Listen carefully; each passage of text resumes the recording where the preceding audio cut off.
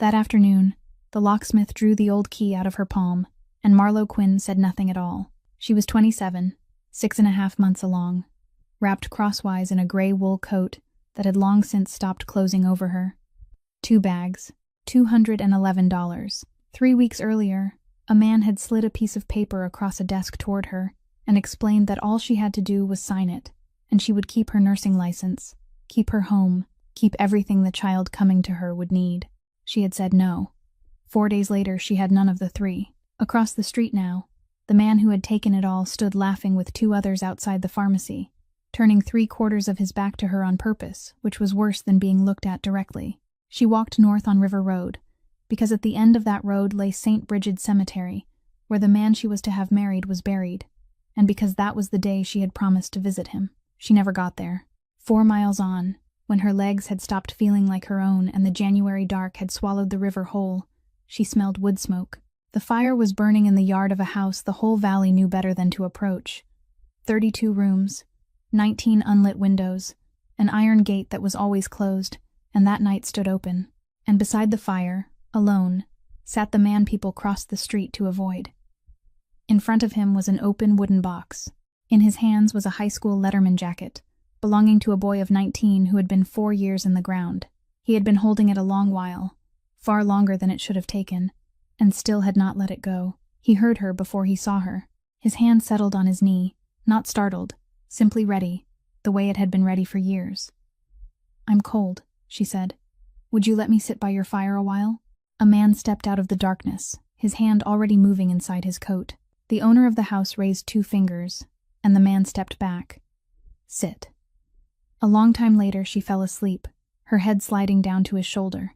Cormac Brennan had not let anyone stand behind him in 4 years, had not slept a whole night through, had not permitted a soul within arm's reach while his hands were occupied, and yet he sat there without moving, his arm going numb beneath her.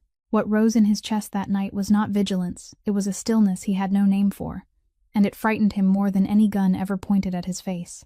Neither of them knew that 3 months earlier, before either had ever heard the other's name, one of them had saved the life of the person the other loved most in this world.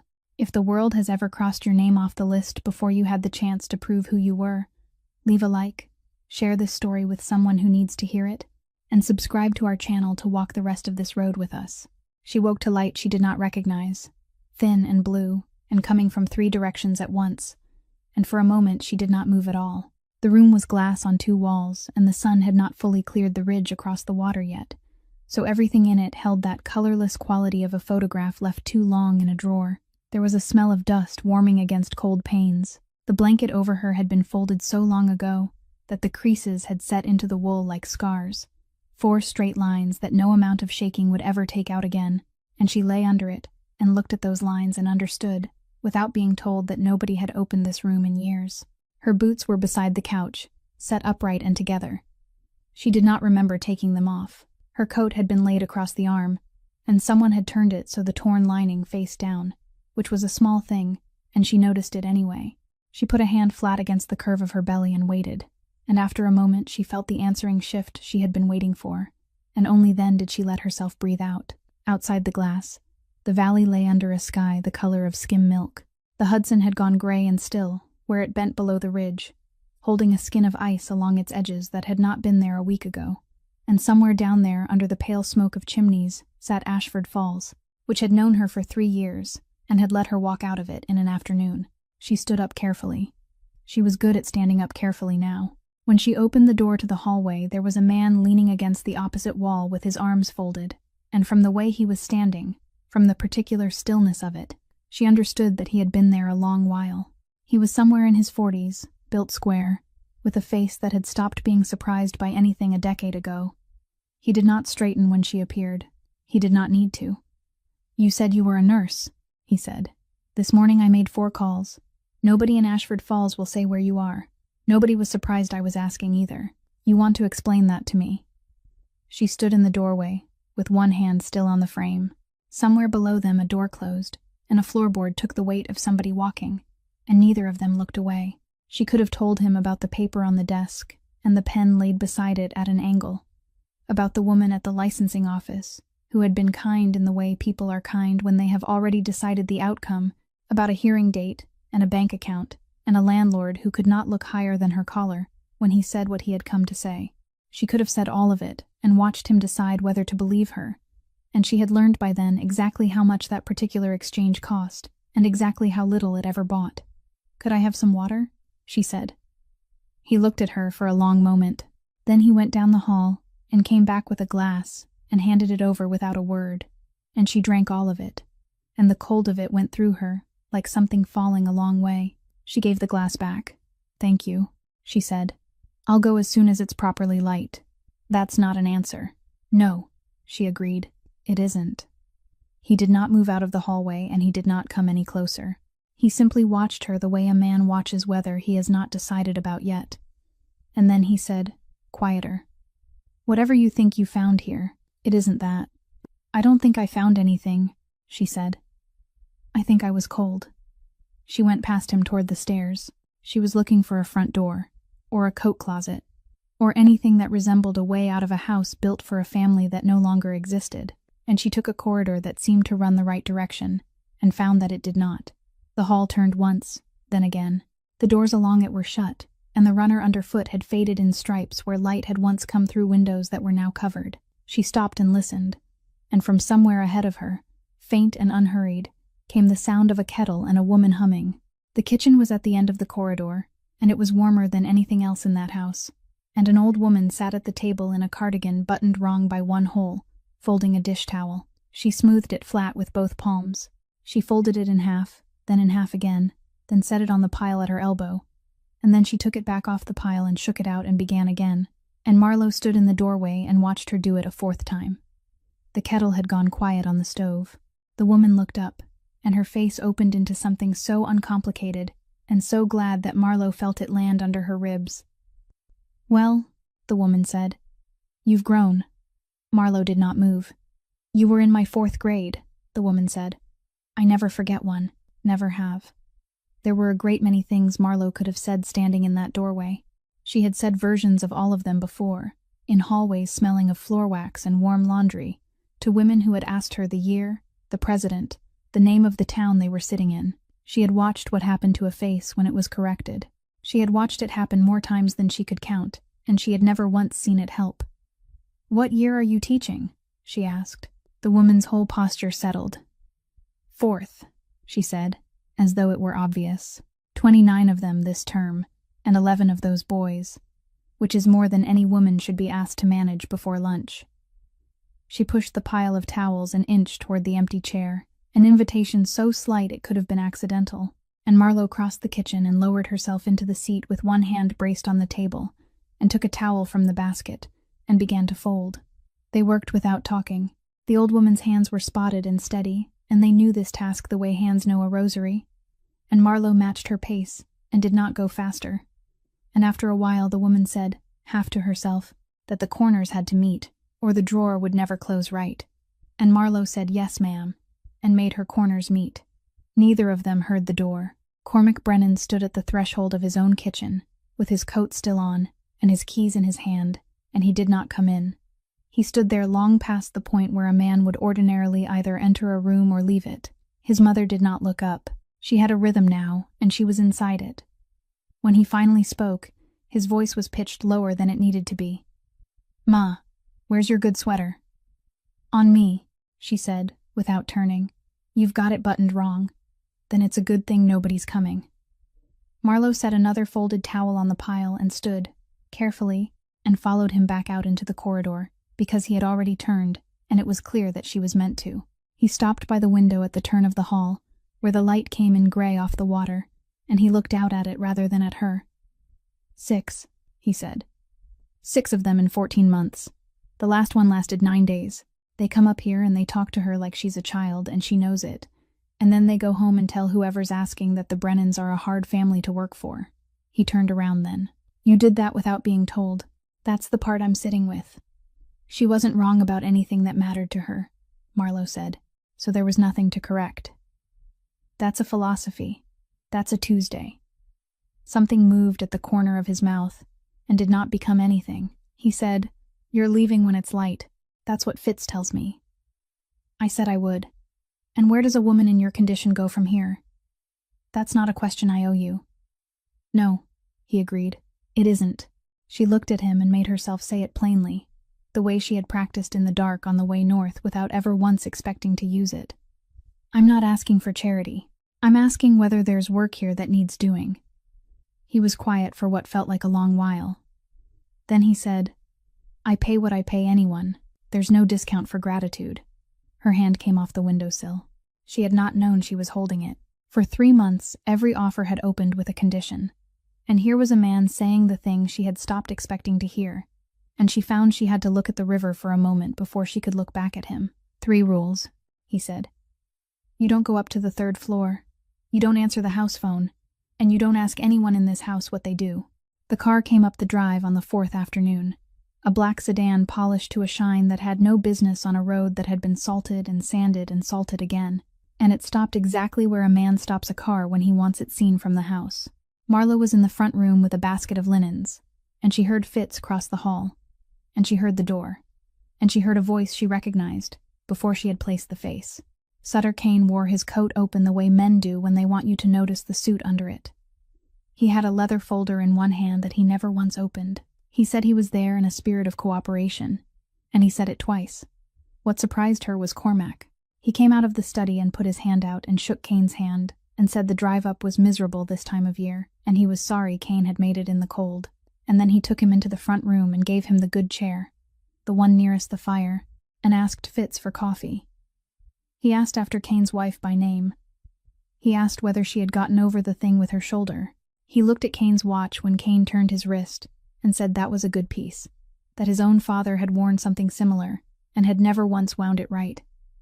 And then he sat back and let the man talk. Kane talked for a long time. He talked about Meridian Trust Care, and its commitment to this valley, and the 1,100 families it served across 4 counties. He talked about the 11 acres down at the old ironworks, and about what a facility there would mean for a town that had watched its young people leave for 20 years. He talked about a woman with a licensing matter pending, and a complaint on file and a bank ledger with a discrepancy in it. And he said that Mr. Voss had no interest at all in seeing that go badly for anyone, and that these things had a way of resolving themselves quietly when the right people were sitting at the right table. He said the word unfortunate 4 separate times. Cormac did not interrupt him once. He did not lean forward, did not fold his arms, did not once put his cup down hard. He listened with the courteous attention of a man being told about somebody else's fishing trip. And when Kane finally ran out of speech and let the silence sit, Cormac stood up. "Thank you for coming all the way up," he said.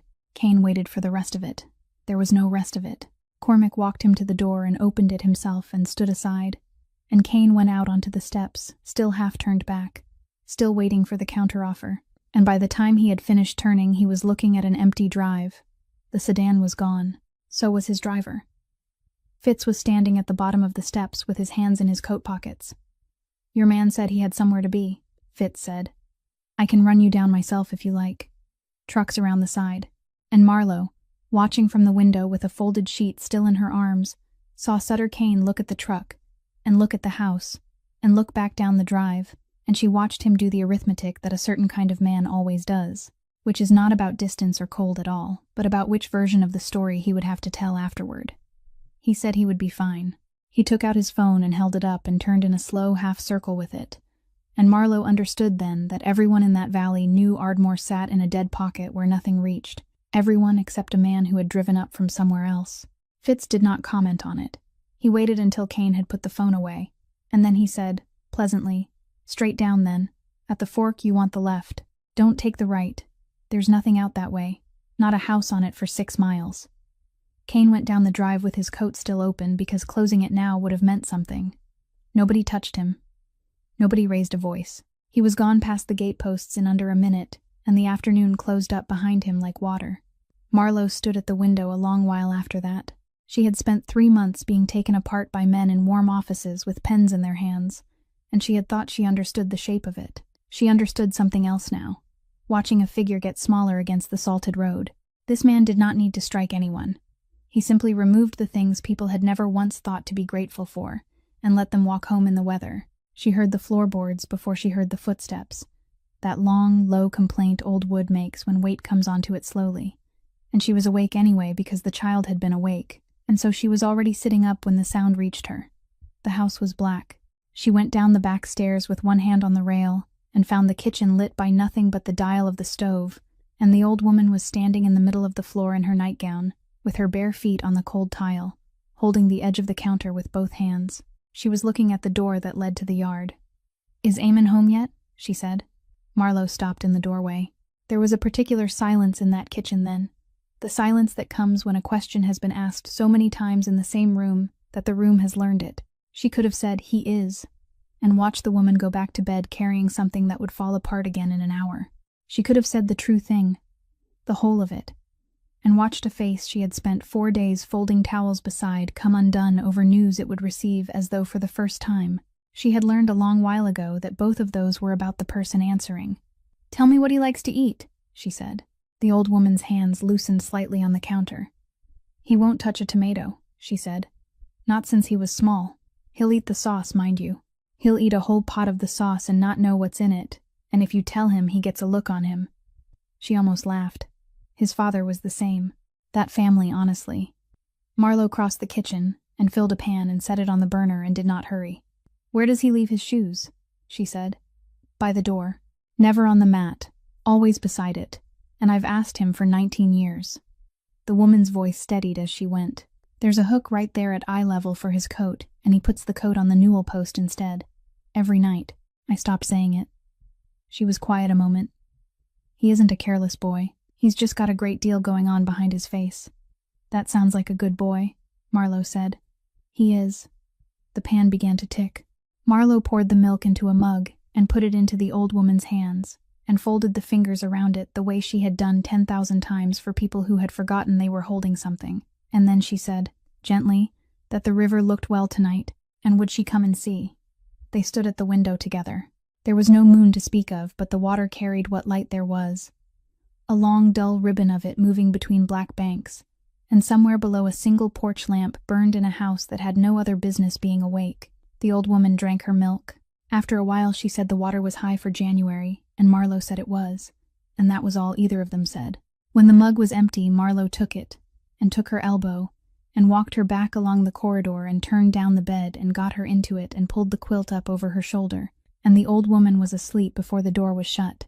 At the far end of the hallway, standing where the light did not reach, Cormac Brennan had not moved. He had come out at the first sound the way he came out at every sound, and he had stopped at the corner and he had not gone any further. 4 years. 4 years, and he had not once been able to put that name into the air of his own house. Not to his mother, not to Fitz, not to a priest, not alone in a car with the windows up. A woman who had been under his roof for 4 days had said it in his kitchen in the dark as easily as she might have asked the time. And his mother had drunk her milk and looked at the river and gone back to sleep. He stood there a long while after both doors had closed. In the morning he said nothing about it at all. There was simply a key on the floor outside her door when she opened it. A plain brass key on a ring with nothing else on it, and it fit the kitchen. She went looking for the linen closet on the 9th day, and found the west corridor instead. And because the west corridor ran the length of a house nobody used, she did not know she had gone wrong until she had gone too far to turn back, without feeling foolish about it. The first door she opened was not a closet. It gave onto a garage bay wide enough to have been a barn once, cold as the outdoors, and smelling faintly of oil that had long since stopped being wet, and under white canvas covers stood 9 cars in a row. She could tell they were cars only by their shapes, the long ones and the low ones, a shrouded ridge of hoods and roofs receding into the dark. The canvas had gone gray on top. Dust had settled on it deep enough that when she put a finger down near the edge of the nearest one, the print she left had an edge to it, the way a print does in snow that has been sitting. On the windshield of the car closest to the door, showing through where the cover had slipped, there was an inspection sticker with a date on it that was 4 years old. She stood there for a moment with her hand still out. Then she pulled the cover straight again, because it seemed wrong to leave it slipped, and she shut the door. The second door was 2 down from it, and she opened that one because by then she had stopped expecting anything, and was simply looking for a way back toward the stairs. It was a fitting room. There was a mirror on a stand with a cloth over it, and a low platform in the center of the floor, and a long rail running the whole length of the far wall. And on that rail, spaced evenly, hung something near to 30 suits, charcoal, navy. a gray so dark it read black until the light moved. She came closer without deciding to. Every one of them still carried the maker's tag at the inside of the cuff, a small cream label with a Manhattan address printed on it in a typeface from another century, and the basting thread was still in the vents at the back, that loose white X stitch a tailor puts in, and the owner takes out the first time he wears the thing. Not one of them had been taken out. Not one. 30 suits and 30 little white crosses, hanging in the cold in a room with a sheet over the mirror. At the end of the rail, past a gap of empty hangers, the clothes changed. There were 7 shirts there, hung together, and they were a different size altogether. Considerably smaller through the shoulder, the collars soft from washing in a way that nothing else in that room had ever been. Somebody had hung them carefully. Somebody had squared the shoulders of each one on its hanger. Marlo looked at them for a while. Then she stepped back and closed the door and went and found the stairs and did not ask anyone about it. That evening she brought his coffee into the study where he was working with a lamp on and papers spread across the desk, and she set it down at his elbow, and she stood there a moment. "You have 32 rooms," she said, "and you live in 4 of them." He did not look up. He did not answer her. She had not expected him to. She went back down the hall to the kitchen and washed the pan and turned off the light. What she noticed, 6 days later, was that the plastic had come off the chandelier in the dining room. It had been sheathed in a great bag of it for as long as she had been in the house, a crystal shape sagging under milky plastic like something in storage. And then one morning the bag was folded on a chair, and the crystal was bare, and the winter light was going through it, and putting small pale shapes on the wall that moved when the sun moved. Nobody mentioned it. Nobody ate in that room. But every afternoon for the rest of that week, when she passed the doorway, the shapes were there on the wall, moving.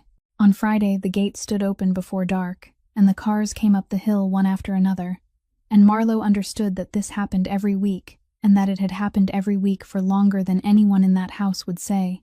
14 men and 3 women came in through the side door, stamping the salt off their boots on the mat, and they hung their coats on the hooks in the passage without being told which hook was theirs, and they went into the long room off the kitchen and took their places along a table of dark wood that seated 20, and had the wear of 100 years on it.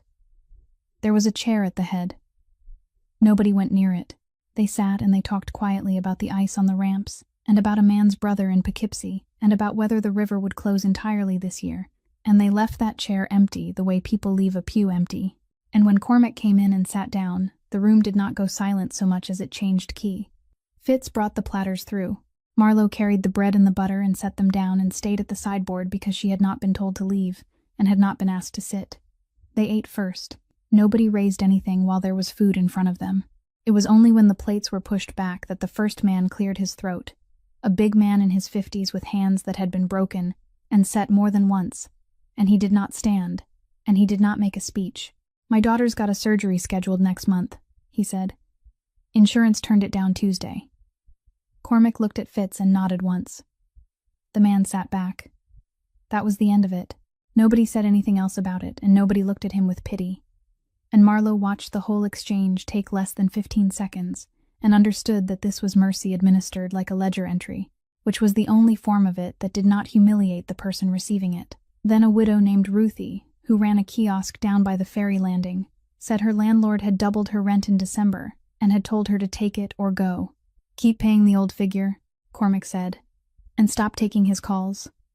She started to thank him, and he had already moved on. A younger man asked whether there might be something at the yard for his wife's brother, and Cormac looked at him for a moment and said, "No, not this year." The young man nodded and said thank you, and he meant it, and Marlo saw that too. He had been told no in front of everyone. Marlo saw it had cost him nothing, because it was a no and not a maybe, and a maybe would have had him waiting by the phone until spring. When it was done, they lingered over coffee, and then they went out the way they had come, and the cars went back down the hill and the gate was closed again. Marlo was stacking plates when Fitz came in with his sleeves rolled. "What do they pay him?" she said. "For all that." Fitz set the platters down. "They show up," he said. "That's the whole of it. Nobody puts anything in an envelope in this house. You'll see how it works one day when he needs it." He took a towel off the rail. "You've been here 3 weeks and you've been very good about the rules, so I'll give you the one nobody's told you yet." He said it the way a man says words he learned before he understood them, evenly, without emphasis, the way you would say a prayer you had said too many times to hear anymore. There are 3 things this family does not touch: churches, hospitals, and children. My grandmother set that down when she came over from Galway, and there hasn't been a Brennan since who broke it. Not one. Not in the bad years. He began drying a plate. Men have come to that table asking for things that would have made this house a great deal of money, and they've gone home with nothing, and they've gone home understanding why. Marlowe stood with a stack of plates against her hip. "And if somebody else breaks it?" she said. Fitz put the plate on the shelf. "Then it stops being business," he said, "and it becomes something else. That's not me talking. That's just how it's always been." The call came in on a Wednesday, while he was standing at the window in the study, with a cup going cold on the sill, and Marlowe, passing in the corridor with an armful of towels, heard him say the lawyer's name, and then heard nothing else for a long while. When she came back through, he was sitting down. That was the part she noticed. In 3 weeks, she had never once seen the man sit down in the middle of a conversation. Imogen Frayne had driven up from Albany the following morning with a case file and a thermos, and the particular briskness of a woman who bills by the hour and resents every minute of it spent on the road. She spread the papers on the desk and did not sit either. "I pulled the county records on the ironworks parcel because I wanted the boundary description," she said. "That's all I was after, the boundary." She turned a page around, so it faced him. "The 11 acres are not in your name, Mr. Brennan. They have not been in your name for 4 years. He looked at the page. "They're in the name of Eamon Brennan." Nobody said anything for a moment. Fitz was standing by the door with his arms folded, and he uncrossed them. Marlowe had come as far as the threshold with the coffee, and had stopped there, and neither man told her to go. "You transferred it?" Imogen said. "Recorded the 11th of May. Clean transfer, no encumbrances, no conditions attached." "It was his 18th birthday," Cormac said. His voice had nothing in it. "I gave it to him, and I told him he'd do something decent with it one day. That was the whole of the arrangement. There's nothing after that. No probate filing, no affidavit of death, no transfer on death instrument, nothing." Imogen let that sit. For 4 years, that parcel has sat in the name of a man the county has no record of being deceased. That is not an unusual thing in this state, honestly. Families lose track. But it is a thing that anyone with a title search and $40 can find in an afternoon. She tapped the corner of the page, and somebody did. Cormac had not touched the paper. He had not looked away from it either. Marlowe, standing in the doorway with a cup she had forgotten she was holding, understood the shape of it without a word being said, because a man does not fail to file a form for 4 years out of carelessness when he can afford 11 lawyers. He had never been able to write his brother's name in a box. Meridian filed a petition on Monday. Imogen went on. "They are not challenging your ownership. That's what makes it clever. They are asking the county to make a determination as to the status of an unadministered parcel prior to considering any zoning application affecting it. They are being helpful. They are simply raising a housekeeping question, and while the county answers it, that land is a cloud on the map, and nothing moves across it in either direction." She capped her pen. "You have 2 ways forward, and you will not like either one. The first is ordinary probate. You file, you wait. The surrogate's court does what surrogate's courts do, and you are looking at 4 months on the outside and 6 if anyone so much as sneezes at it. Meridian will have their zoning application through the planning board by March. When you finally hold clear title, you will hold clear title to a parcel that somebody else has already been granted permission to build on." "And the second," Fitz said, "emergency application, expedited. You can have a determination in weeks instead of months." She looked at Cormac when she said the rest of it. "But an expedited application on a death that has gone unrecorded for 4 years does not go through on paper alone. The court will want to know why. Not out of cruelty. Because that is the question the statute puts in front of them, and they have to write an answer down." She let a beat pass. "You will be asked to appear. You will be asked to state, on the record, in a room with a stenographer in it, the circumstances of how your brother died, in your own words, out loud." The furnace came on somewhere under the floor. Cormac still had not moved. "How long do I have to decide?" he said. "Meridian's response is due the 1st Monday of next month," Imogen said. "So, not long. The pharmacy in town would not fill anything with the Ardmore address on it that week.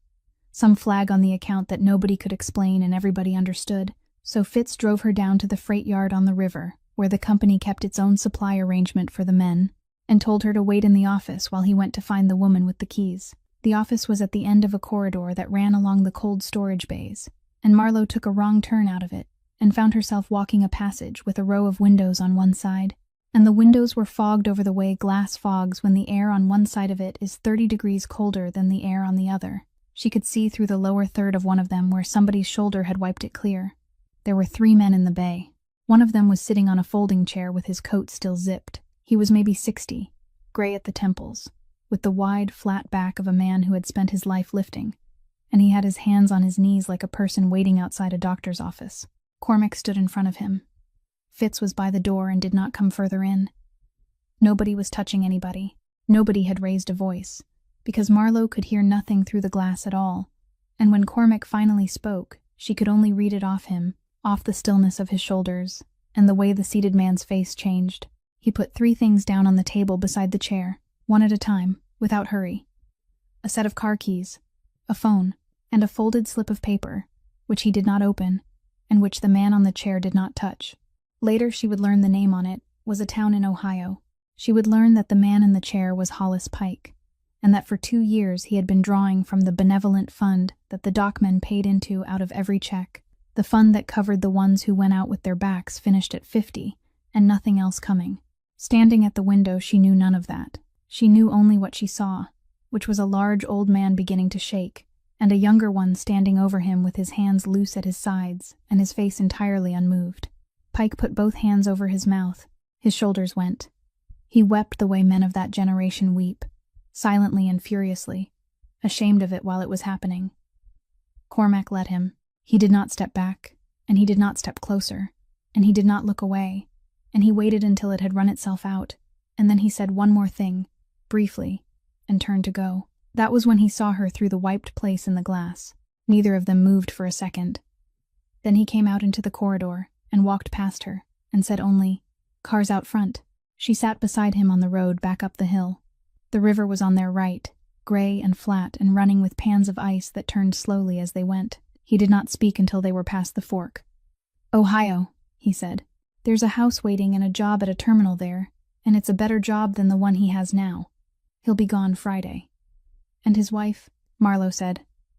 "We'll be told it's an opportunity. That's what she'll be told, and that's what she'll believe, because nobody in this county will say anything else to her as long as I'm alive." He watched the road. "So now you know what I am." Marlowe looked out at the water for a while. "I know you just moved a man out of his own life," she said, "and I know you did it so that his wife will never have to hear the word thief said about her husband. I don't know what to call that yet." She turned and looked at his profile, at the 4 days of gray coming in along his jaw. "But it isn't heartlessness. Heartlessness would have been cheaper." He asked her that night, in the kitchen, after his mother had gone up and the house had gone quiet and there was nothing left on the stove but a pan soaking. He did not lead into it. He was standing with his back against the counter, and his arms folded, and he said, "Frayne pulled your file when she pulled mine. She had to. If they come at me through you, I need to know what's coming." He looked at her. "So, is there anything in it?" Marlowe set the dish towel down on the rail. She had known this was coming from the afternoon she had walked into this house, and she had rehearsed nothing, because she had learned by then that the rehearsed version always sounded like a lie, even when it wasn't. "Yes," she said. He did not move. $40, she said, out of the unit's petty cash. "It isn't a story about medication, and it isn't a story about anything going missing from a cabinet. It was money, and I took it, and it was mine to sign for, and not mine to spend." She kept her eyes on him, and I would do it again. Something in his face did not change so much as arrive. "Tell it," he said. "There was a woman on my hall named Nadine, 83. She'd been with us 2.5 years, and she was the kind of woman who apologized for ringing the bell, which is the worst kind, because they wait until it's bad." Marlowe pulled out a chair and lowered herself into it, one hand on the table. "In August, her family stopped paying. Not out of cruelty. They simply ran out, and they were too ashamed to say so. And by the time anyone understood what had happened, her account had gone to a status that meant Meridian would only cover what was on their list. There was one thing she needed that was not on their list. It cost very little. It was not a controlled substance, and nobody in this world would have looked at it twice." She turned the salt cellar a quarter turn on the table, and stopped. "There is a correct way to get an exception approved. There is a form, and there are 2 signatures and a review, and it is a good process, and I am not going to stand in a room and say it isn't. It takes 11 days. Cormac said nothing. Nadine did not have 11 days, Marlowe said. That is the whole of it. I am not going to dress it up. I could see where she was, and I could count, and 11 days was going to land on the far side of something. And so, on a Thursday, I took $40 out of an envelope in a locked drawer that I had the key to, and I bought what she needed. And I brought it in, and she had her nights back for the time she had left. She died on the 2nd of November holding her sister's hand, and she was comfortable when she went. The kitchen clock ticked twice. Somebody wrote it up. It sat in a folder for 3 weeks, and nobody cared about it at all, until I filed a report with the state about the medication logs and the staffing numbers. And then a man across a desk explained to me that all I had to do was withdraw the report, and the folder would go back in the drawer. She looked up at him. So it is not a fabrication. That is the part you need to understand before you decide anything. He did not have to invent a thing. He only had to find something true and tell it in the ugliest way it can be told. Cormac stood there. He did not ask her whether she had documentation. He did not ask her whether she had witnesses, or what the sister's name was, or whether she could prove the family had stopped paying. He looked at the floor for what felt to her like a very long time, and then he pushed off the counter. "All right," he said, and he went out. She sat in the kitchen listening to his steps go down the hall, and it took her a moment to understand what had just happened, which was that a man who asked 5 questions about a truck axle had asked her exactly 1 and had not needed a second, because he had already heard the only thing he had come in there to find out. Imogen Frayne came up from Albany again 2 days later, and this time she did not spread anything on the desk. She stood in the study with her coat still on, and she said she would be 40 minutes, and she wanted them both in the room. And Marlowe came in and sat, and Fitz shut the door and stayed against it. "I've read the complaint, and I've read the referral, and I've read what the state sent her in December," Imogen said. "Here is what I need you to hear before you spend $1 or make one call. The licensing board is not a court. It is not a zoning committee, and it is not a county clerk, and it is not any room you have ever walked into and gotten your way in." She looked at Cormac. "It is the one place in this valley where your name works against her." He said nothing. "They are 7 people appointed by the state," she said. 2 of them are nurses. 1 is a physician. 1 is a public member. And every last one of them has spent their career watching money try to walk into that room, wearing a nice coat. If they catch so much as the smell of yours anywhere in this file, they will stop reading. They will not need to read. They will already have the story. And it is a story they have heard 100 times, and it tells itself. A nurse loses her license. A nurse moves in with a man like you, and then the man like you buys her honor back. She let that sit. The moment that thought enters that room, every true thing she says afterward becomes a purchased thing. Her word is the only asset she has left in this world. It is worth more than everything you own put together, and the fastest way to destroy it is for you to touch it. Marlowe was looking at her hands. Cormac had not moved from the window. "Then what do I do?" he said. "You sit still," Imogen said. "You do not call anyone. You do not have anyone call anyone. You do not appear as a character reference. You do not sit at council table. You do not pay my bill out of an account with your name on it. And when this goes to hearing, you will not stand up in that room. Not once. Not if they say something about her that makes you want to put your fist through a wall." She picked up her bag. "You are going to have to watch her do this by herself, in a room where you cannot help her, and you are going to have to do nothing at all while it happens." She got as far as the door. "I've been practicing 22 years, Mr. Brennan, and I've never once had to tell a client this. It is going to be the hardest thing you have ever done." He drove her to the clinic that Thursday, because there was no one else to do it, and because the roads had iced again overnight. He did not pull up at the entrance. He turned 2 blocks early, onto a side street with a laundromat on the corner, and put the car against the curb and looked straight ahead through the windshield. "You'll want to walk from here," he said. Marlowe did not ask why. She had been in enough rooms with enough clipboards to know exactly what a name does when it lands on an intake form, how it travels, how it gets typed into a field and printed on a summary, and read out later by a person who has already decided something. She got her bag. "How long?" he said. "An hour. Maybe more if they run behind." He nodded once. He was still looking at the windshield. She went the 2 blocks in the cold with her coat pulled crosswise, and she did not look back. And inside they weighed her, and measured her, and put the cold gel on, and let her listen for a long moment to that fast, small sound that always seemed too quick to be safe, and always was. And the woman with the wand said everything looked exactly the way it ought to look, and asked if the father was in the waiting room. Marlowe said no. When she came out, it was going dark, and the street lamps had come on, and the car was exactly where it had been. He had not gone for coffee. He had not turned the engine on and off to keep warm. He was sitting behind the wheel of a cold car with his hands in his coat pockets, in the dark, 2 blocks away, where his name could not reach her. The ice came in on a Sunday and took the county down in under 4 hours. It did not fall as snow. It fell as rain onto everything that was already below freezing, and it built on the lines and the branches until the branches came down across the lines. And by dark there were 40,000 customers out from Coburn Landing to the county line, and the utility was telling people 3 days minimum. Ardmore had the generator, and the generator held.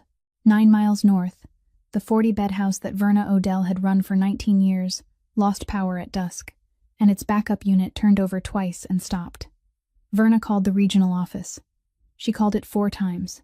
The 4th time, a man in a warm building somewhere told her that an emergency relocation was a non-standard expenditure requiring regional approval, that regional approval required a submitted variance, and that variances were processed the following business day. He said he was sorry. He put it in writing later, which was the part that mattered. Verna Odell hung up the phone and called Ardmore instead. Fitz took it. He said 40 and Cormac said how far, and Fitz said 9 miles and the state road is glass, and Cormac was already reaching for his coat. There were 3 reefer trucks southbound out of the yard that night, with a cold load of produce headed for Newburgh. He got the dispatcher on the radio and turned all 3 of them around on the shoulder of the state road and had them unloaded onto pallets in the breakdown lane under flares, while the sleet came down sideways. $40,000 of freight sitting out in the weather with a tarp thrown over it, and nobody at the yard asked him a single question about it, then or ever. Reefer trailers hold temperature. That is the whole of what they do. They ran the units on heat, and they backed all 3 up to the doors of that building, and they put down plywood over the ice from the doors to the ramps, and they started moving people. Fitz took the near end with 4 men off the night shift. They went in pairs, 1 at the head and 1 at the feet, and they went slow, and they counted the steps out loud on the plywood, because you cannot see plywood under a 1/4 inch of glaze. Somebody's cousin brought a pickup with a light bar and put it at the corner of the lot so the whole yard was lit. Somebody else brought a chainsaw and took 2 limbs off the drive so the trucks could get in. A woman from the Grange Hall showed up with 60 blankets and did not explain where she had gotten them. Cormac carried. That was the thing the men talked about afterward. In the yard, for years, he did not stand at the door with a phone. He took the head end of a stretcher, and he went out and back and out and back across that lot the entire night, with the sleet coming off the river. A man who had not lifted anything heavier than a briefcase in 6 years, and when his gloves went through, he took Fitz's spare gloves and kept going. They ran them up the hill to Ardmore in the trucks, 8 and 10 at a time, and Marlowe met every load at the front doors. She had cleared the front room, and the dining room, and the long hall before the first truck came. She had the fire built. She had every lamp in the house going, and the kettles on, and she had written on a legal pad in marker the only 3 questions that mattered, and she took each person as they came through the door, and she sorted them. Oxygen first, and there were 4, and she put those 4 nearest the outlets and the generator lines. Medications next, and she asked each of them, and then she asked Verna, and then she checked Verna against the file box, because people are proud and people forget, and both of those are the same problem at that hour of the night. Then, the 3rd question, which was the one she did not ask out loud at all, because the ones who are in trouble from the cold do not raise their hands and do not complain and very often do not know. So she went along the rows herself. She took a wrist here and a hand there. She spoke to each of them and listened to how the answer came back, and twice she moved someone forward without saying why, and she got them warm, and they were fine. By the time the last truck came up the hill, there were 40 people in that house, and every one of them accounted for on a legal pad and marker, and not one had been lost. Somewhere past the middle of the night, the house went quiet in the particular way. A full house goes quiet. 40 people breathing in 3 rooms, and the fire down to coals and the generator holding steady under the floor, and Marlowe went along the rows with a lamp turned low. Ellis Mott was on a cot by the window with his blanket slipped down off one shoulder. Verna had told her about him on the 2nd load, briefly, the way you tell someone a thing they need to know and no more. 88, retired from the ferry line. His wife had gone in the spring, and he had not said one word since, not to his daughter, Not to the doctor who came on Wednesdays. Not to anyone. For a year. He sat where he was put, and he ate what was in front of him, and he looked at whatever was in the middle distance. Marlo knelt down beside the cot. She did not speak to him first, because she had learned that people who have stopped talking are usually being talked at more than anyone else in the building. She took the edge of the blanket and drew it up over his shoulder and tucked it under. And then she smoothed it flat across his chest with her palm the way you do when you are not in a hurry, and she was about to stand. His hand came out from under the blanket and closed around her wrist. She stayed where she was. He was not looking at the middle distance any longer. He was looking at her, and his eyes were entirely clear, and his mouth worked once before anything came out of it. "Ruthie," he said.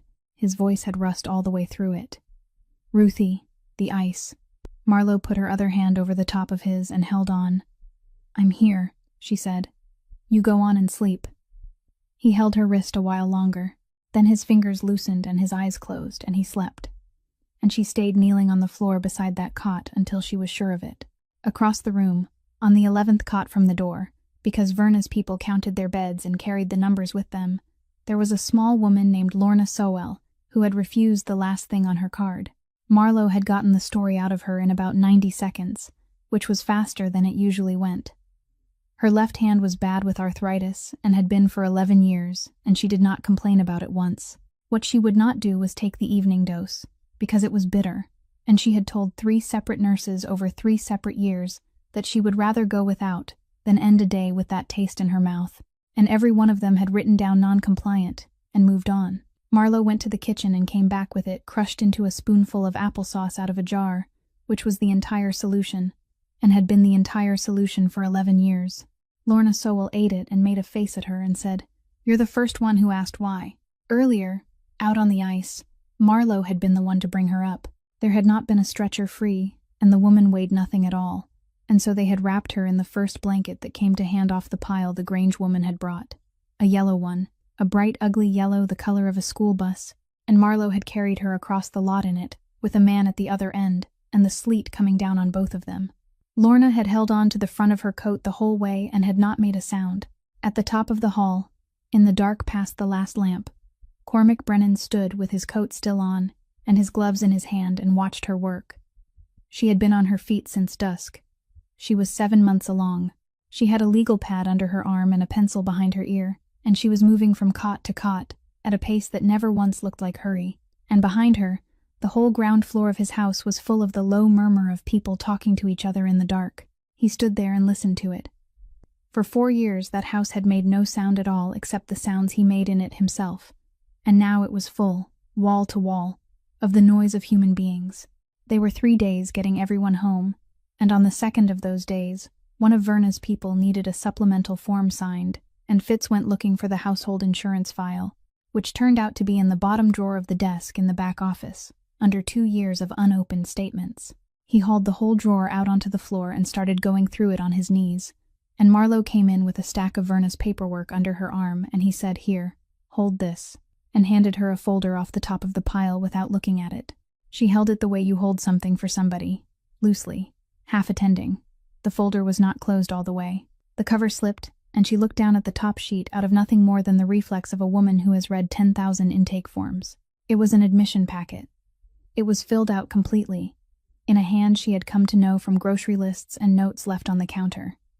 Every field, the medication list, the allergy list, the emergency contact with the same phone number twice, because there was no second person to put. It was signed at the bottom and dated the 9th of November. The facility name was printed across the top of every page. Halloway House. Marlo did not move. Fitz was still talking about the drawer. Behind her, in the doorway, Cormac said, "Give me that." She turned. He came in and took the folder out of her hands and stood holding it, and did not open it. 6 of them walked out in 14 months, he said. The last one lasted 9 days. I sat at that desk in November and I filled the whole thing out and I signed it, because I had run out of ways to tell myself I was managing. He looked at the cover. I was going to drive her down myself. You didn't send it, Marlo said. No. Why? Because the week after I signed it, the state posted a notice on that place. He said it flatly, the way he said everything. Somebody had filed a complaint.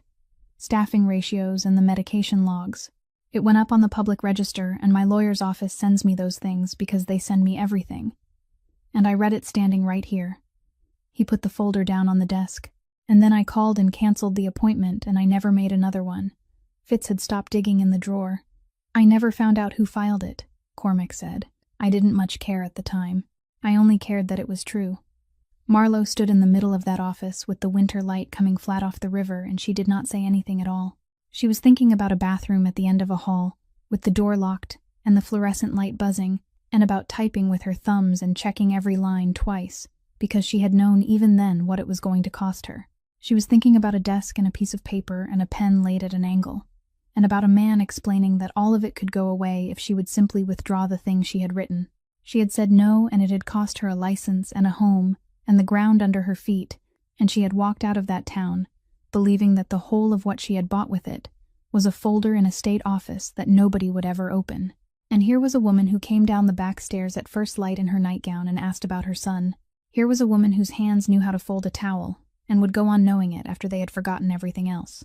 3 months ago, before either of them had ever heard the other's name, that report had put a notice on a register, and that notice had crossed this desk, and a man had picked up a telephone and canceled an appointment. Marlowe did not say one word of it. She reached past him and squared the folder on the desk so the edges lined up. And then she went out and down the hall to the kitchen and put a pan of milk on the stove, because it was going on for dark and there was somebody upstairs who would want it. On her way, she passed the door to the generator room, which was standing open from the crews going in and out all week. She glanced in. On the panel inside, in a row of others seated tight, there was one empty slot where a fuse should have been. The last of Verna's people went home on the Thursday, and that evening the house emptied out and the quiet came back into it, and Marlowe took a cup of coffee out to the back steps, because she had been indoors for 4 days and wanted air. He was already there. He was sitting on the second step with his forearms on his knees, and a cup of his own gone cold beside him, and he moved over an inch without being asked, and she lowered herself down, and neither of them said anything for a while. The mist was coming up off the water the way it does when the air warms a little after a freeze, lying in the low ground below the tree line.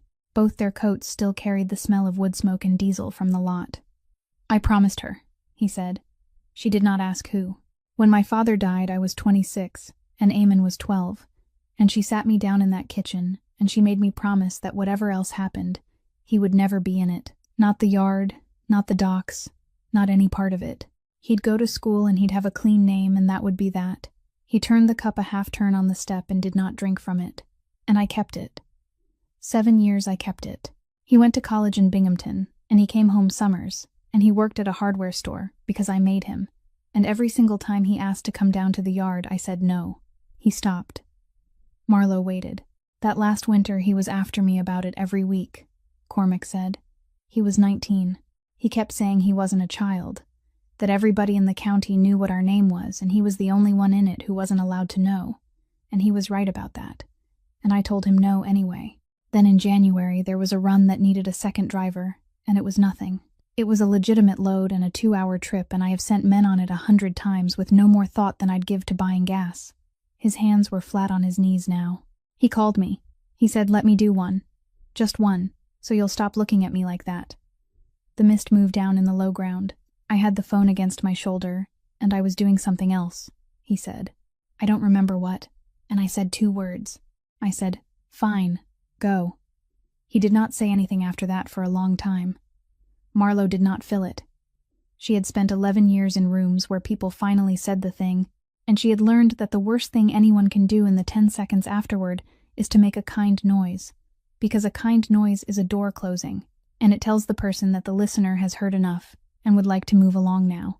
So she sat on a cold step beside him, with her hands around a cup, and she let the silence be exactly as long as it needed to be. 4 years, he said finally. "I've never said those 2 words out loud.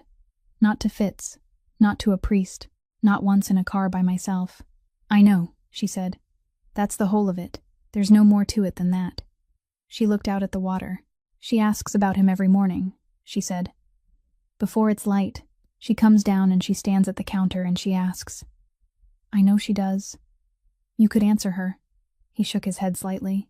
"Answer her how?" "With the truth," Marlowe said. "Not a version of it, not a soft one, just the plain thing, in your own voice. in a room where the two of you are the only ones in it." He was quiet. "She'll forget it by tomorrow," he said. "Yes," Marlowe said. "She will." She set her cup down on the step. "But she'll sleep tonight, and so will you. And tomorrow, when she asks again, you'll already know how the sentence goes." The mist reached the bottom of the yard and stopped there, and the two of them sat on the step until the cold came through and neither one of them got up first. He came himself the following week, and he came alone, which was the first thing about it that told them something. Sterling Voss was past 50 in silver and immaculate, in a camel coat that had never once been rained on, and he stood in the front hall shaking the cold off his gloves and saying what a handsome house it was, what a shame about the drive. Cormac had Fitz bring coffee. Voss took it and said thank you, and used the man's name. And he sat in the same good chair by the fire that Sutter Kane had sat in, and he crossed one leg over the other, and looked around the room with real appreciation, the way a man looks at a thing he intends to own. "I'll be direct with you," he said, "because I think you'll respect it more than the alternative. There is a federal file with your family's name on it that was opened 4 years ago and has never been closed. It isn't active in any way that would keep you up at night. It simply sits there. But it sits there, Mr. Brennan, and everyone in Albany who needs to know that it sits there does know." He turned the cup a little on its saucer. "A man in your position with an open file cannot afford to make a single move that would be interesting to anybody. Not one. You know that. I know that." He smiled pleasantly. "That is precisely why I am sitting here drinking your coffee instead of sending my attorney." Nobody said anything. "So," Voss said, "the 11 acres. I'll pay 8% over the appraisal, which is more than the parcel is worth to anyone but me. And I'll take it as it sits, title question and all. My people can carry that." He set the cup down. "And the licensing matter goes away. Not delayed. Away. The complaint is withdrawn by the complainant, the file is closed administratively, and the license is reinstated within 90 days. Then he looked past Cormac, to the doorway, where Marlowe was standing with a basket of folded linens in her arms, because she had come in without knowing he was there, and had stopped. "Miss Quinn," he said, warmly, "I've hoped for a chance to say this to you directly. A woman in your condition, with as few options as you presently have, ought to be practical. There is no shame in it. Practical is what the rest of us call good judgment when we're the ones exercising it." Marlowe set the basket down on the chair by the door. She took one step into the room. She had not planned it and did not know she was going to until it was done, and at the same moment Cormac moved, not in front of her, not to stop her, just 2 steps sideways until he was standing at her shoulder, square with her, facing the same direction she was facing. He did not say a word. He did not have to. That single movement said the entire thing. "You drove up a private road in the middle of winter," Marlowe said, "to offer me a fresh start, as though you were not the man who took the one I already had." Her voice was steady and level, and she heard it from a slight distance and was mildly astonished by it.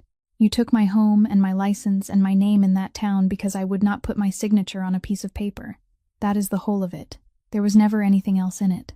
And so I am telling you, standing in this man's house, in front of his face, for the last time, no." For exactly 1 second the pleasantness came off Sterling Voss's face. It did not crack or slip. It was simply removed, the way a hand is taken off a table, and what was underneath it looked at her with no warmth in it whatsoever, and no hurry either. Then it came back. He stood and buttoned his coat and thanked Fitz for the coffee by name a second time. At the door he paused and looked up at the ceiling of the hall, at the plaster medallion and the old fixture hanging from it, with an expression of genuine and courteous regard. "A house of this age," he said. "The wiring in these places is generally original. People don't think about it until they've a reason to." He pulled on his gloves, one and then the other. "Mind how you go this winter, Mr. Brennan. I do hope your luck holds." Imogen came up with 2 boxes on the Monday, because there was no way to get that federal file closed without knowing exactly why it had never closed. And the only way to know that was to read every page of what had been collected 4 years ago and never used. She set the boxes on the kitchen table.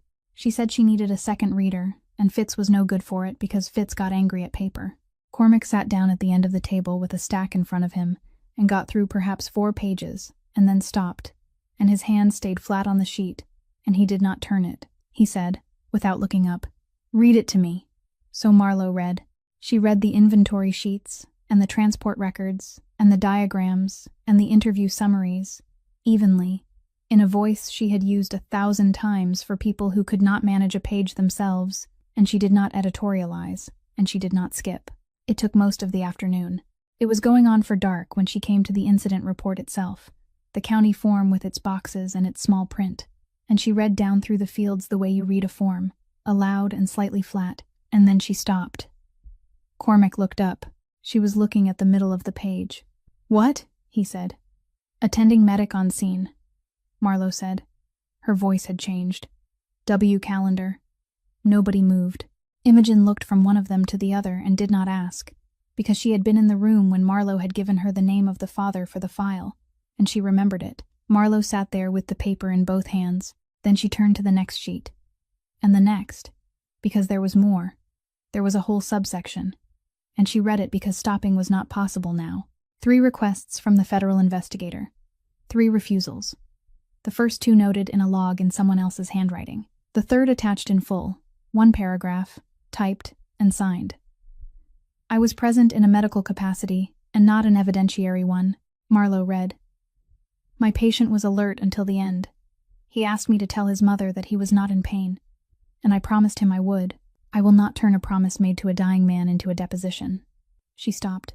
"That's the whole of it. That's all he wrote." Imogen said, quietly, "That is why it never closed. They had 1 witness who could put the load and the instruction together, and he would not give a statement. And without him there was nothing to charge and no reason to formally end it either. So it sat. 4 years. 4 years that file had lain open on a desk in Albany, and had hung over this house, and had made a man in a camel coat brave enough to drive up a private road, and the reason for all of it was that a stranger had refused to sell a promise, and that stranger was the man Marlowe Quinn had been going to marry. He was the father of the child she was carrying. He had knelt on a road in the cold in the middle of a January night 4 years ago, and held the hand of a 19-year-old boy until it was over, and then he had gone home and never told her a single word about it, because he never told her anything about his patients, not 1 name in 7 years. They were both in St. Brigid, 3 rows apart. Cormac had not made a sound. He was looking at the table and his jaw was working, and his eyes stayed dry. And after a long moment he said, "I owe a man who's dead. There's no way to pay that." "Yes, there is," Marlowe said. "You pay it to whoever's still sitting here." He stood up. He did not say anything else. He put on his coat and went out the back door. And the cold came in for a second, and then the door closed, and Marlowe stayed where she was at the table with the paper in front of her, and did not follow him. Imogen, after a while, gathered the sheets into a stack and squared them and put them back in the box, and left her alone in the kitchen with the lamp on. The alarm at the ironworks stopped reporting at 9 minutes past the hour, and the monitoring company called the yard instead of the sheriff, because that was the standing instruction, and had been for 11 years. Fitz took it. He was in the truck inside of 90 seconds, and he had Cormac on the phone before he was off the property. 3 vehicles had come in through the river gate. No plates on any of them. They were not Voss men, and everybody understood that immediately, because Voss did not own men who did this sort of thing. He owned a general contractor who owned a site services company, who subcontracted to whoever answered the phone, and by the time you traced it backward through 2 intermediaries, you had a chain of paper with nobody's name on the end of it. That was the entire point of doing it that way. Cormac did not bring a weapon. He brought light.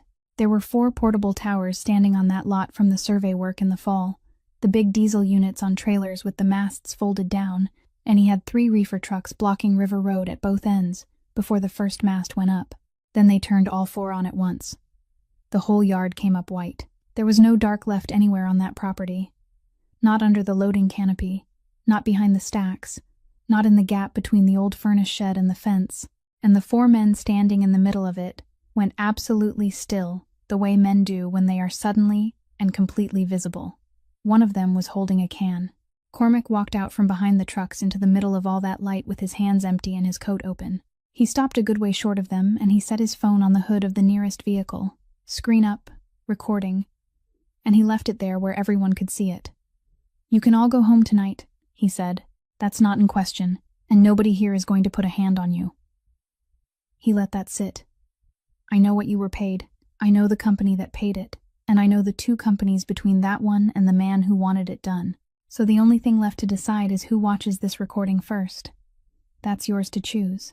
You can hand it to the sheriff yourselves in the morning, or you can wait and let the man who hired you find out that it exists at the same time everyone else does. Nobody spoke. The generators on the light towers hummed. The man with the can bent down and set it on the concrete and straightened up with his hands out from his sides. Then the second one did. Then the third. That was when Fitz came around the end of the truck and said, "Lo, Cormac." And Cormac turned and saw the fourth vehicle, the one that had not been in the yard at all, stopped crossways at the mouth of the bridge road with a pickup nose to nose against it, and standing between the two of them, with his breath going up white, was a kid of 20, in a work jacket, 3 sizes too big for him, Deacon Ruane. Nobody had sent him. Nobody had told him anything. He had been listening to the yard radio the way he always did, and he had gotten there first, and he had put his uncle's pickup across the road and stood in front of it in the dark by himself, and held that vehicle there until the trucks came. He was grinning when Cormac reached him. He was shaking and grinning at the same time, and his voice came out high and fast. "I had him. I got here before anybody.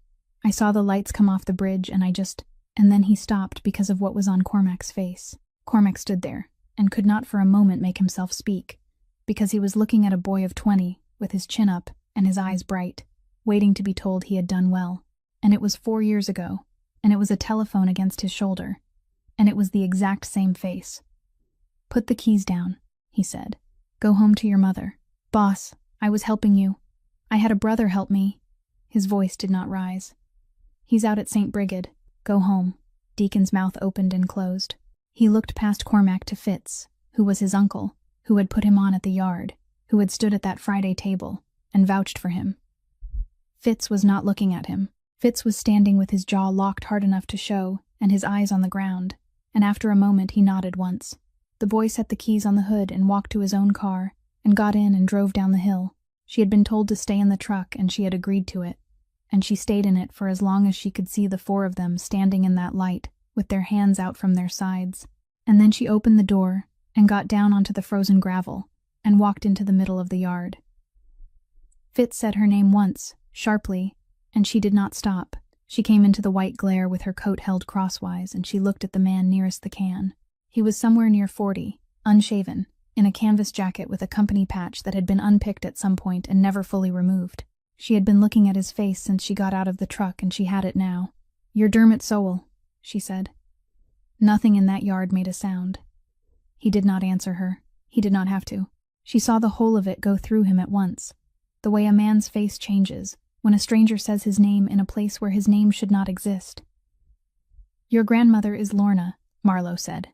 "Bed 11, the south room at Verna Odell's.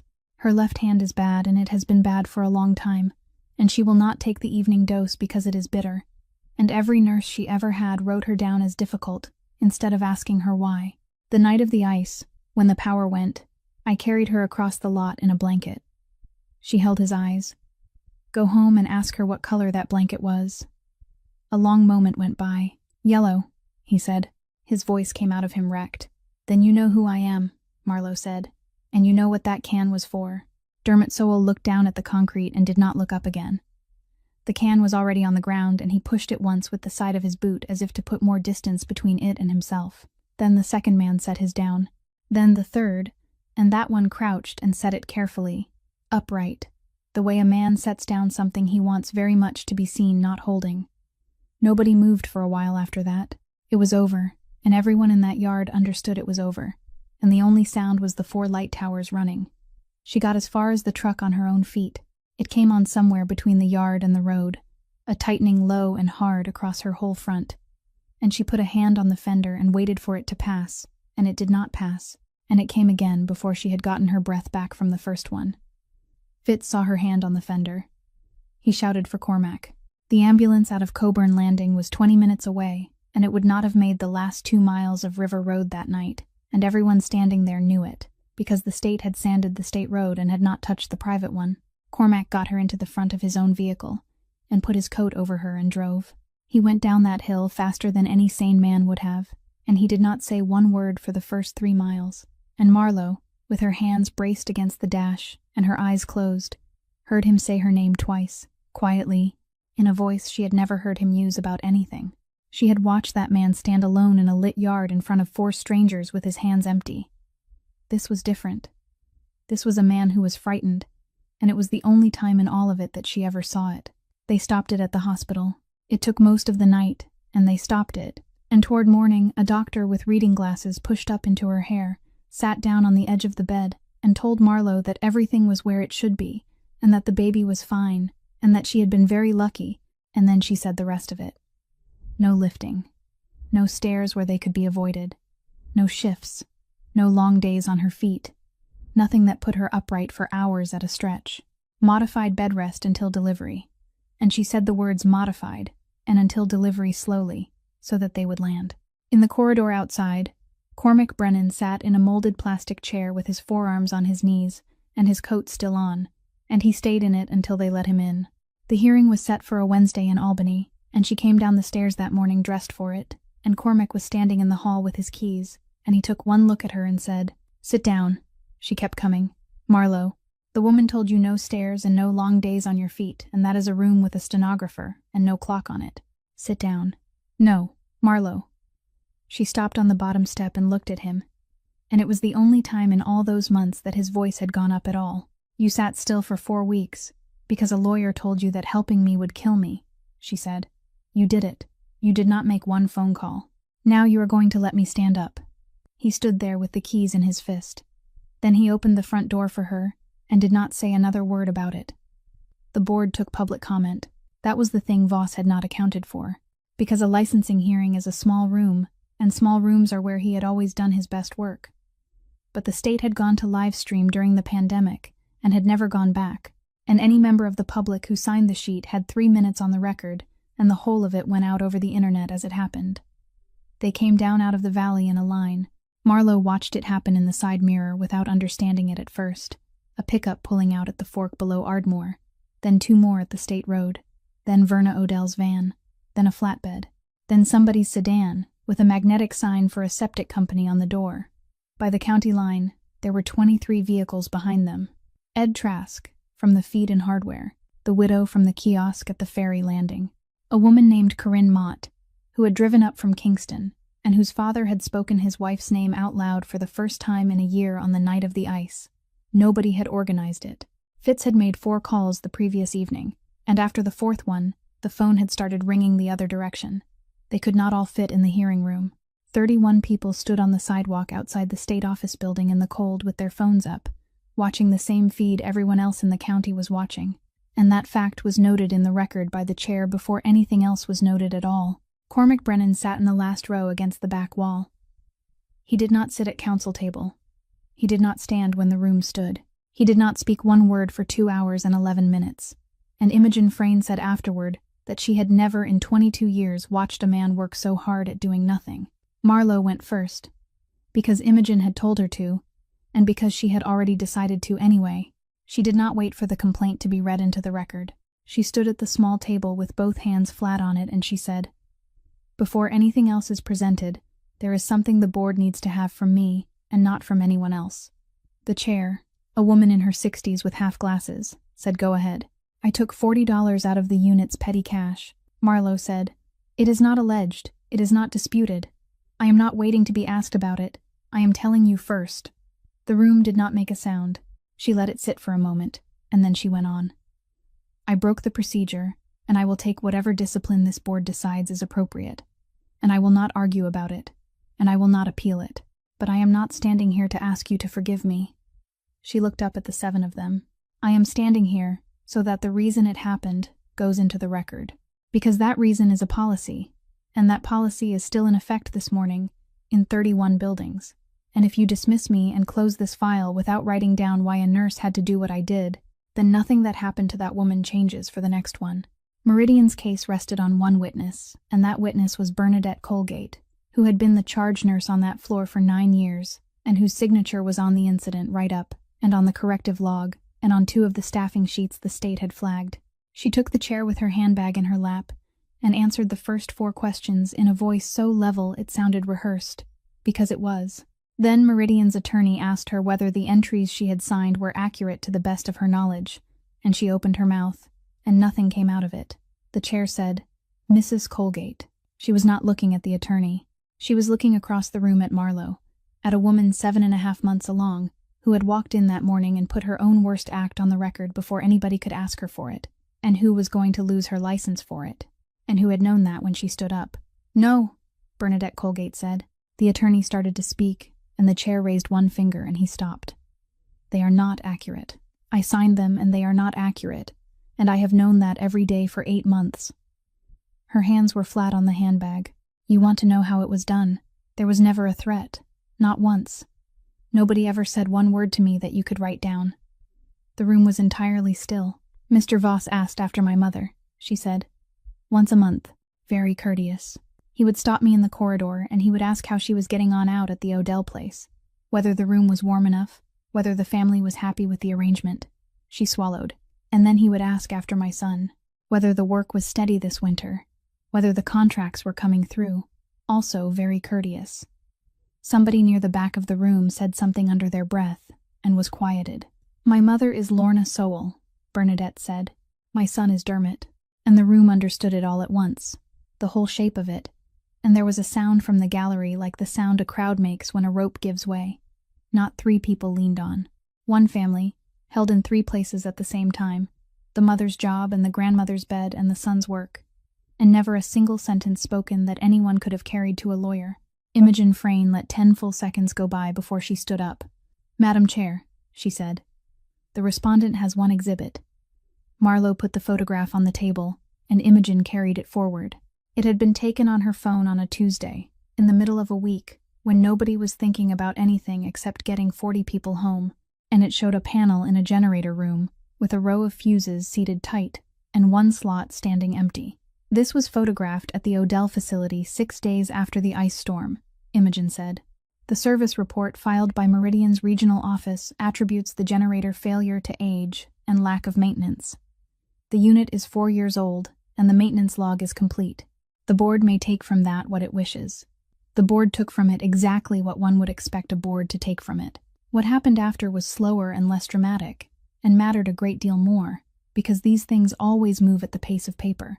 The complaint against Marlowe Quinn was dismissed as to fabrication and sustained as to procedure, with a written reprimand and 120 days of supervised practice, which was the outcome Imogen had privately said was the best case, and which Marlowe accepted, without a word of appeal. The board referred the staffing and log findings to the Attorney General's office. 2 weeks after that, the federal file in Albany that had sat open for 4 years was formally closed and marked with a phrase that Imogen read out over the phone twice, because Cormac asked her to repeat it. "Insufficient evidentiary basis to proceed. No further action contemplated." It had never been anything else. It had only ever needed one man's statement to become something else, and that man had written one paragraph 4 years ago explaining, in plain language, why he would not give it. He caught him in the parking structure 2 levels down, alone, between a concrete pillar and a car that cost more than most houses in that county, and he did not raise his voice, and he did not come within 6 feet of the man. He held out a folder. Sterling Voss took it because there was nothing else to do with a folder held out to you. And he opened it, and he read the first page, and then he read it again. "3 weeks ago I bought your personal paper out of 2 banks in Albany," Cormac said. $4,200,000. The house at Rhinebeck, the note against your interest in Meridian, the line you took out in October, all of it. You do not owe them anymore. You owe me." Voss did not look up from the page. "I can call it this week," Cormac said. "By Friday, you would be sitting in a rented room with a phone that doesn't ring." He let that sit for exactly as long as it needed. "I'm not going to." Voss did look up then, and that was the moment the fear reached him, because a man understands being ruined, and does not understand being spared. "I am going to hold it," Cormac said. "Every month for the rest of your working life you will sit down at a desk and write out a check with my name on the line, and every single time you pick up that pen, you will remember what you put your hands on." He took the folder back. "You touched a nursing home, Voss. 3 generations of my family, and not one of us ever did that. There are 3 things we don't touch, and I am not going to break that rule for the likes of you." He walked away and left the man standing there with everything he owned, still in his name, and nothing at all left in his hands. He drove home, and he sat down on the edge of his mother's bed that evening while it was still light. And he took her hand, and when she asked him the question she had asked every morning, for 4 years he did not change the subject. and he did not leave the room. "He isn't coming home, Ma," he said. But he wasn't in any pain. There was a man with him the whole way, right to the end, and he stayed with him, and I know that man's name now. She held onto his hand, and she looked at him for a long moment, and she said, "Well, that's something, isn't it?" And she slept that night, and in the morning she asked again, and he answered her again, and after a while it stopped being the hardest sentence of his life, and became simply the thing he said to his mother in the morning. At the end of April, a girl was born, 7 pounds and 1 ounce, and Marlowe named her Della June Calendar, after a woman who would never remember that a child had been named for her, and who would hold that baby's hand every afternoon in the sunroom for as long as she had left. Eamon House opened at the ironworks in the fall, and the first thing anyone saw walking through the doors was not a donor wall. It was the staffing ratio for that shift, printed and posted at eye level where any family member could stand and read it. And beside it, the ledger, open, updated weekly, every dollar in and every dollar out. The names cut into the stone by the entrance were the names of the people who did the work, all 40 of them, and Verna Odell's name was first because she had run a house for 19 years without ever once shorting anybody. On opening day, Poppy Odell, who was 7, and 4 of her friends, hung paper lanterns the whole length of the front corridor, while their mothers held the ladder and counted the hooks out loud. And Della Brennan taught all 5 of them a clapping rhyme she had taught to 4th graders in her early years of teaching. She could no longer reliably tell you her own name. She had every word and every beat of that rhyme, and she did it twice through without a single mistake, and the children got it on the 3rd try, and the whole lobby stood there clapping along and laughing. And the fire in the yard at Ardmore is still lit on winter evenings, in the same place it has always been, except that now there is a long table beside it, and 14 chairs around the table, and people from the house down the hill come up on Fridays and take them, and the iron gate at the end of the drive stands open. 4 years ago that fire was used to burn away the things one man could not carry.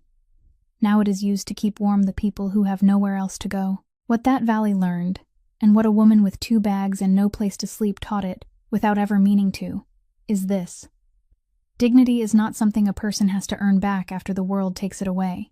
It was never the world's to take. And the debts we owe to those we have lost can never be paid to them, only forward, to whoever is still sitting in front of us tonight, still breathing, still needing something we happen to be able to give. If this story moved you in any way, please take a moment to like it, to share it with someone who might need to hear it today, and to subscribe to our channel so you never miss a new story. We would truly love to know what you felt as you listened, which moment stayed with you the longest. Leave a comment and tell us honestly, from the heart, because we read them and they mean a great deal to us. Wishing you good health, a peaceful spirit, and quiet joy in your days. Thank you for spending this time with us, and we will see you again in the next video.